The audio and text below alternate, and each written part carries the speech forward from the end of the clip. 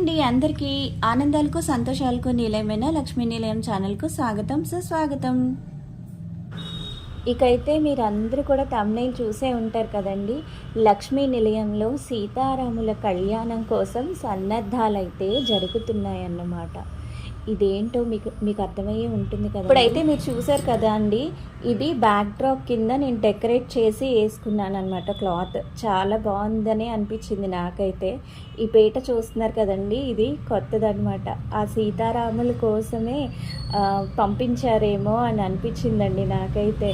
ఎంత బాగుందో ఆ పీట అయితే. దాన్ని ఈరోజు సీతారాముల కళ్యాణం కోసం మొట్టమొదటగా వాడుతున్నాను అనమాట. నాకైతే చాలా ఆనందంగా అనిపించింది. ఈ విధంగా ముందే అన్నీ కూడా సిద్ధం చేసుకొని పెట్టుకున్నాను కళ్యాణం కోసం. నేనైతే ఎప్పుడూ మర్చిపోతూ ఉంటానండి.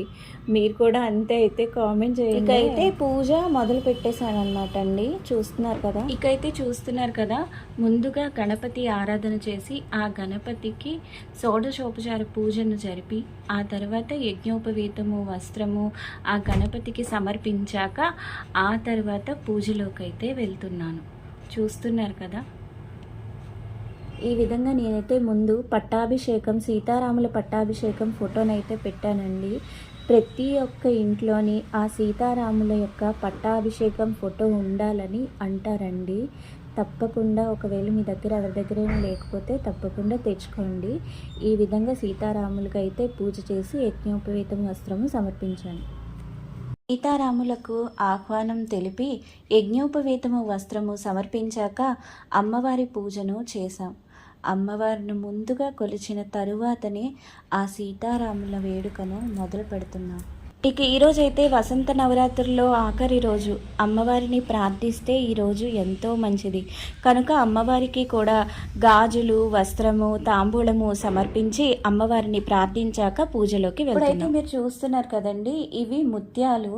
తలంబ్రాల కోసం అని చెప్పి ఈ ముత్యాలను నేను వేరేగా ఉంచాను అనమాట. ఇంక ఇప్పుడైతే సీతారాములకు ఆ ముత్యాల దండతో అలంకరిస్తున్నాను. నాకున్నంతలో నా శక్తి కొలది అమ్మవారిని, స్వామివారిని కొలుచుకుంటూ ఆ సీతారాముల కళ్యాణాన్ని వేడుకగా జరుపుకోవాలని ఇంట్లోనే ఈ విధంగా నేనైతే ప్రార్థించి మొదలుపెట్టాను. ఆ సీతారాములను ప్రార్థిస్తూ మొదలు పెడుతున్నానండి. మన సనాతన సాంప్రదాయంలో కళ్యాణంలో జరుపుకునే ప్రతి ఒక్క ఘట్టము ఎంతో గొప్పది. అది మనం ఎంతో వేడుకగా జరుపుకుంటాం.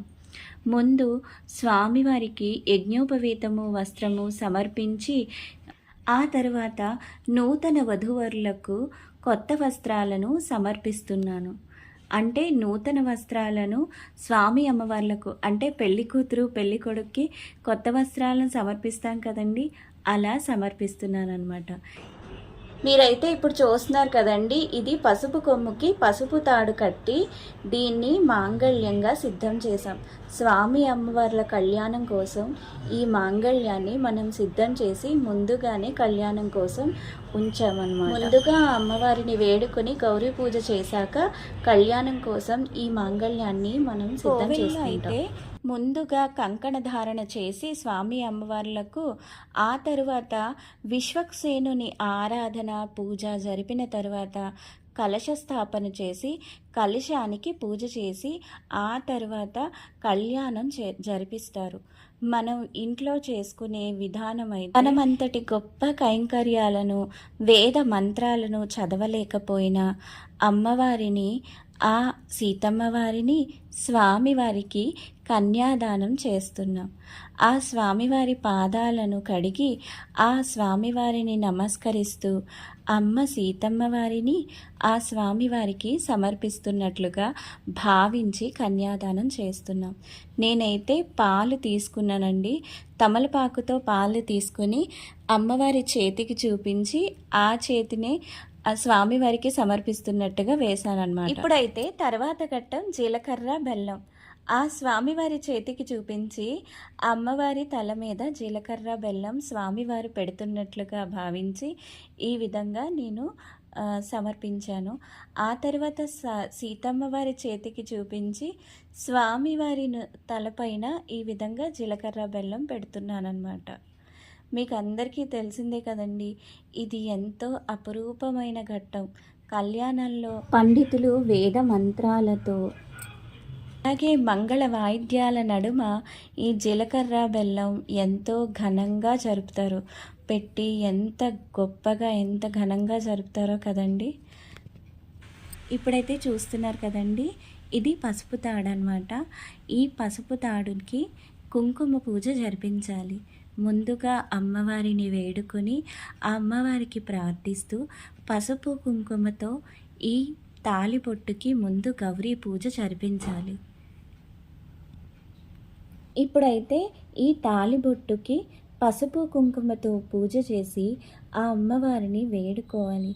అమ్మ శ్రీ మహాలక్ష్మి అయిన సీతమ్మ, నిన్ను మా స్వామి శ్రీరామచంద్రునికిచ్చి కళ్యాణం జరిపిస్తున్నాం తల్లి. నీ మాంగళ్యం ఎంతో బలమైనది.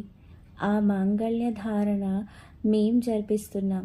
మరి మా మాంగళ్యాన్ని కూడా నువ్వే కాపాడాలి తల్లి అనుకుంటూ సర్వమంగళ మాంగళ్యే శివే సర్వార్థ సాధకే శరణ్యే త్రయంబకే గౌరీ నారాయణి నమోస్తుతే అంటూ ఆ అమ్మవారిని ఈ విధంగా మంత్రాలతో పసుపు కుంకుమతో పూజించి ఆ అమ్మవారికి ఆ స్వామివారికి చూపించి ఈ తాళిబొట్టుని ఆ అమ్మవారికి కట్టించేలా చేస్తున్నానన్నమాట.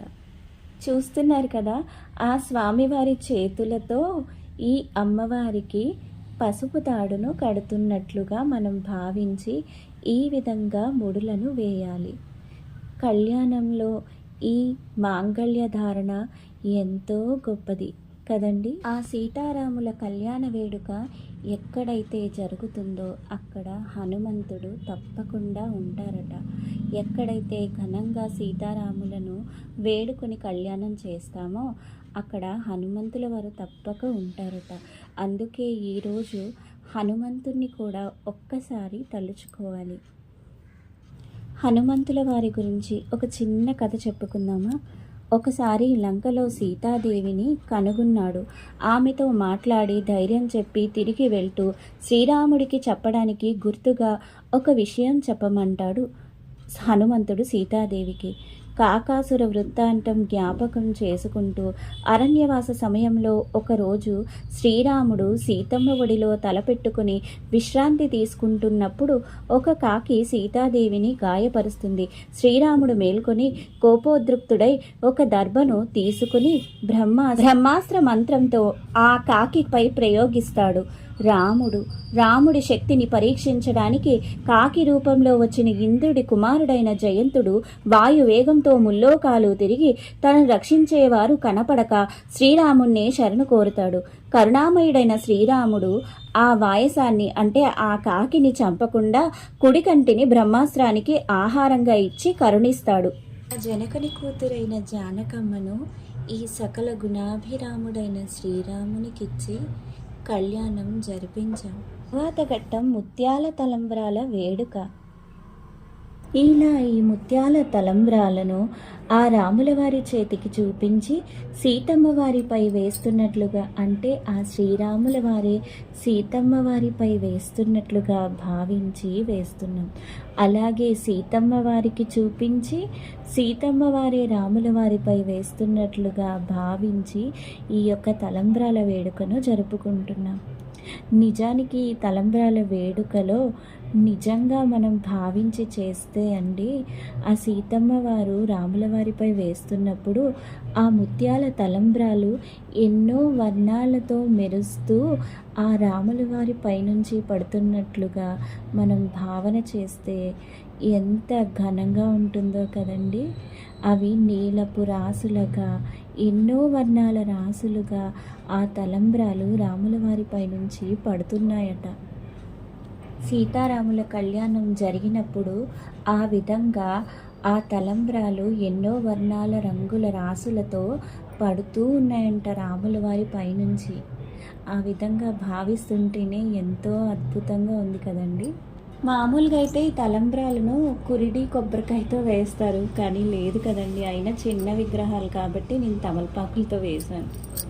ఇప్పుడు ఇవైతే మీరు చూస్తున్నారు కదండి, ఇవి లక్ష్మీ రూపులు.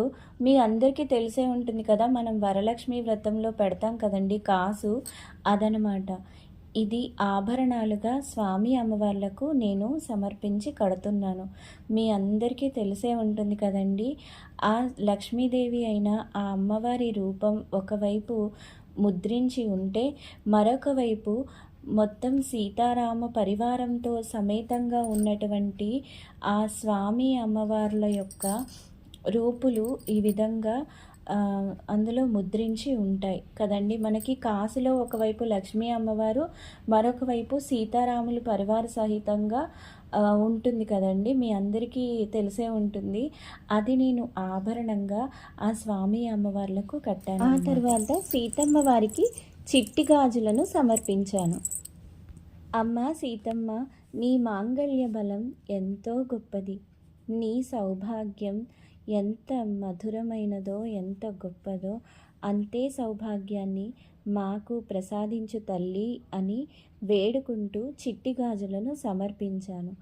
ఆ తర్వాత స్వామి అమ్మవార్లకు మాల ధారణ.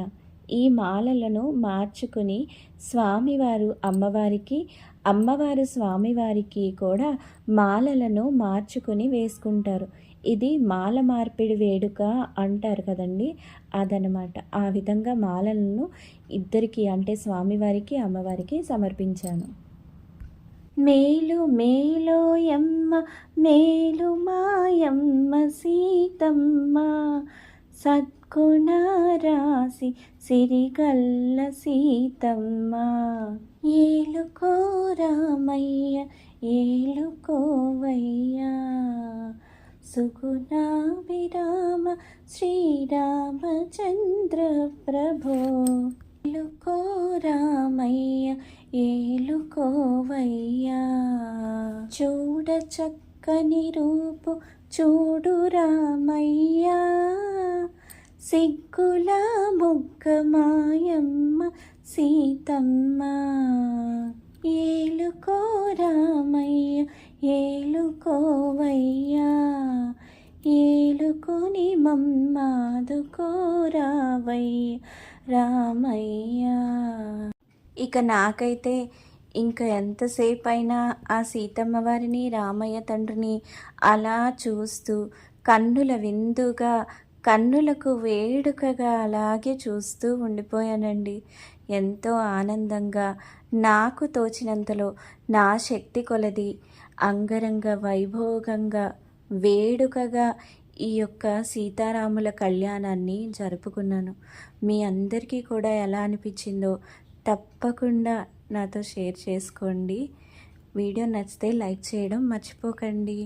మీ అందరికీ వ్యూస్ అయింది అనిపిస్తే తప్పకుండా లైక్ చేసి ఈ వీడియోని మరికొందరికి షేర్ చేసే ప్రయత్నం చేయండి.